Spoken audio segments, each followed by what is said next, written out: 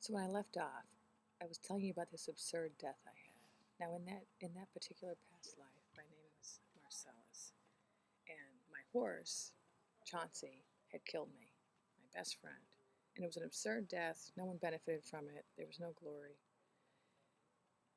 And the hypnotherapist asked me, okay, why? Why was Jennifer shown this death? What's the purpose of showing her this traumatic, senseless death?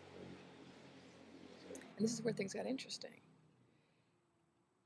because I couldn't access that right away. So she started asking me other questions. She said, I want you to show Jennifer a scene in her current life that resembles the past life. Right? Let me backtrack. Before she did that, she had asked me a few questions about why I had gone to fight this joust. Why was I there in this situation where I was killed in this absurd manner? And I said, well, they asked me to come, so I went. And she said, but why? Why did they ask you? Let's go back to when the messenger came and let's find out what they were asking you to do and why they wanted you to go and why were you in such a hurry? What was the big rush? And I try to go back and all I can get is, well, they need me, so I'm going. And she's like, well, why don't you ask them why they need you? Oh, it doesn't matter why they need me. Whenever they ask me, I go.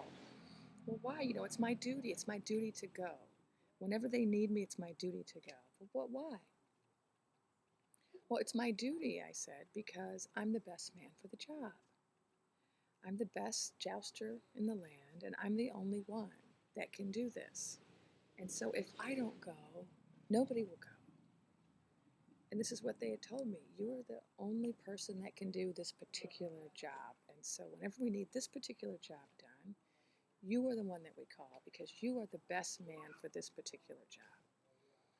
And that's what I believed. So then she asked the question, let's look at something in this life that resembles that life.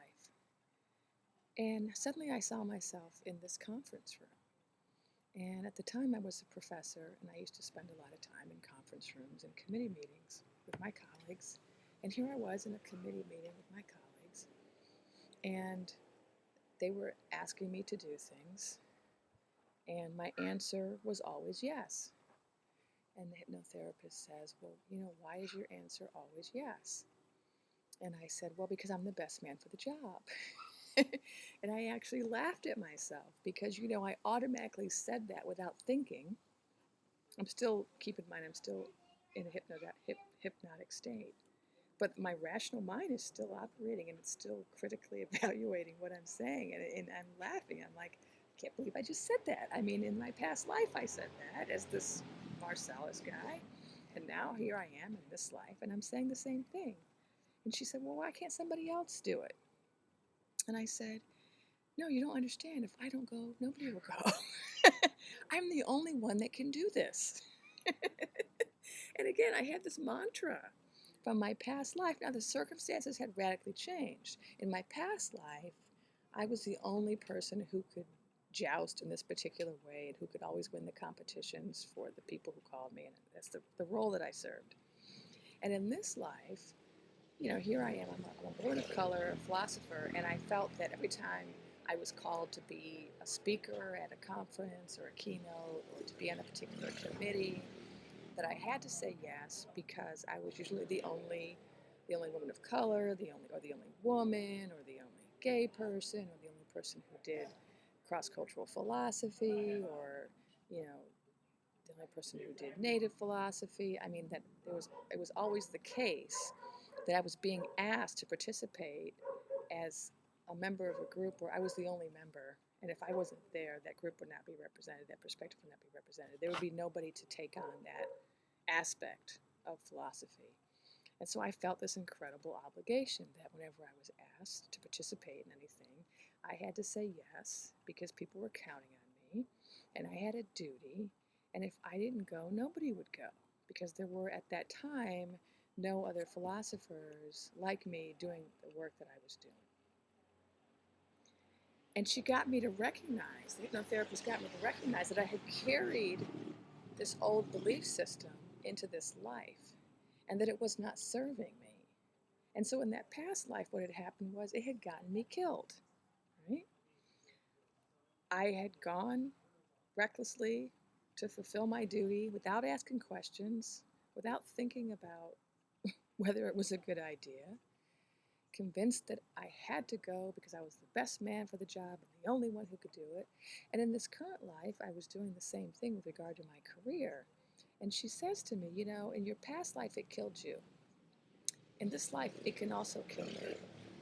And she told me that because I was having serious, life threatening health problems at the time and heart problems. And so I'd been killed by the horse stepping on my chest, and it had manifested in this life as heart problems, which were life threatening. And so, once again, there was this link between my sense of duty, my feeling that I had to always say yes to every obligation, even at my own risk, at my own peril, even though it was harming me physically. And it wasn't until I had that past life that I was able to begin to think about some of my belief system around duty and loyalty and obligation, and my belief that I was the only person that could fulfill certain roles, and that it was therefore my obligation to always fulfill them, even if I was tired or sick or overworked. So this is one of the benefits of past life regression. It can really help you to rethink some of your patterns that are subconscious that you're not even aware of. I mean, I had never in this lifetime uttered the statement, "I'm the best man for the job," or "I'm the only one that can do it," and then I never would have. But in that hypnotic state where my subconscious is in charge and my critical conscious mind is kind of in the background looking on, that came forward. And then it was obvious, yes, that is informing the way I live my life, and it is not serving me. So, what is it in your life? What belief systems in your life are you following without even consciously knowing you're following them? And are they serving you?